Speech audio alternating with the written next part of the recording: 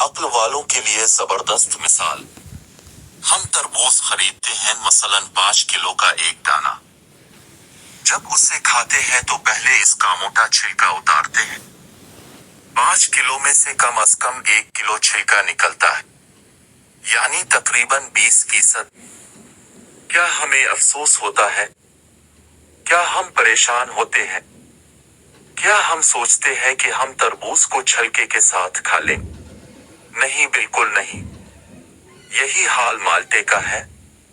ہم خوشی سے چھلکا اتار کر کھاتے ہیں، حالانکہ ہم نے چھلکے سمیت خریدا ہوتا ہے، مگر چھلکا پھینکتے وقت تکلیف نہیں ہوتی۔ ہم مرغی خریدتے ہیں، زندہ، ثابت، مگر جب کھانے لگتے ہیں تو اس کے بال، کھال اور پیٹ کی آلاش نکال کر پھینک دیتے ہیں۔ کیا اس پر دکھ ہوتا ہے؟ نہیں۔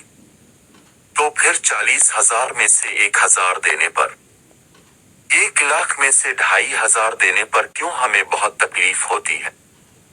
حالانکہ یہ صرف 2.5% بنتا ہے، یعنی 100 روپے میں سے صرف 2.5 روپے۔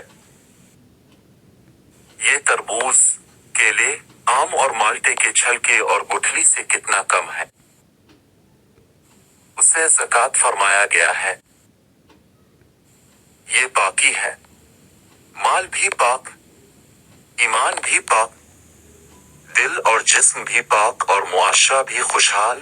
اتنی معمولی رقم یعنی 40 روپے میں سے صرف 1 روپیہ، اور فائدے کتنے زیادہ، اجر کتنا زیادہ، برکت کتنی زیادہ۔ زکوٰۃ اسلام کے 5 ارکان میں سے ایک اہم رکن ہے، جس کی فرضیت کا انکار کرنے والا کافر ہے۔ اس کے لغوی معنی پاکیزہ کرنا یا پروان چڑھانا ہے۔ اس کا بنیادی مقصد غریبوں کی مدد، معاشرتی فلاح و بہبود میں صاحب ثروت لوگوں کا حصہ ملانا اور مستحق لوگوں تک زندگی گزارنے کا سامان بہم پہنچانا ہے۔ رمضان المبارک کے شروع ہوتے ہی انسانوں میں ذہنی، ایمانی اور اعمال اعتبار سے بہت سی خوشگوار تبدیلیاں واقع ہوتی ہیں۔ نہ صرف یہ، بلکہ ہمارے ارد گرد کے معاشرے میں امن و امان، باہمی ہمدردی اور اخوت و بھائی چارگی کی ایک عجیب فضا قائم ہوتی ہے۔ چنانچہ اسی مہینے میں عام طور پر اپنے اموال کی زکوٰۃ نکالنے کا دستور ہے۔ حالانکہ زکوٰۃ کے لیے رمضان کا انتظار ضروری نہیں ہے۔ زکوٰۃ کی فضیلت اور تاکید کے لیے یہ بات کیا کم ہے کہ قرآن مجید میں 32 جگہ اس کا ذکر نماز جیسی عظیم شان عبادت کے ساتھ فرمایا گیا ہے، اور بہت سی جگہ اس کا ذکر علیحدہ بھی ہے، اور اس کے ادا کرنے والے کو دلکش اور سچے وعدوں سے عزت دی گئی ہے۔ نیز حدیث شریف میں حضور پاک صلی اللہ علیہ وسلم نے فرمایا، جس شخص نے اپنے مال میں زکوٰۃ ادا کر دی، اس نے مال کے شر کو دور کر دیا، اپنی ذمہ داری سے بری ہو گیا، اپنے مال کو محفوظ کر لیا۔ زکوٰۃ ادا نہ کرنے والوں کو عذاب۔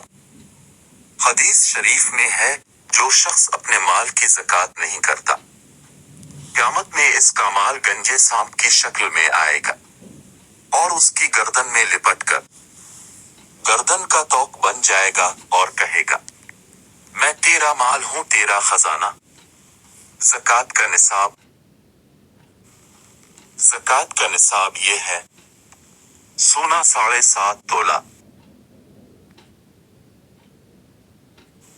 چاندی 52.5 تولہ، اعمال تجارتہ نقدی یا ان 4 چیزوں میں بعض کا مجموعہ، سونے یا چاندی کے وزن مذکور کی قیمت کے برابر ہو اور ضرورت سے زیادہ ہو، نیز اس نصاب پر 1 سال گزر چکا ہو تو زکوٰۃ فرض ہو جاتی ہے۔ ناظرین، امید ہے کہ آپ کو یہ ویڈیو پسند آئی ہوگی۔ آپ سے گزارش ہے کہ چینل کو سبسکرائب کریں اور ویڈیو کو لائک اور شیئر کریں۔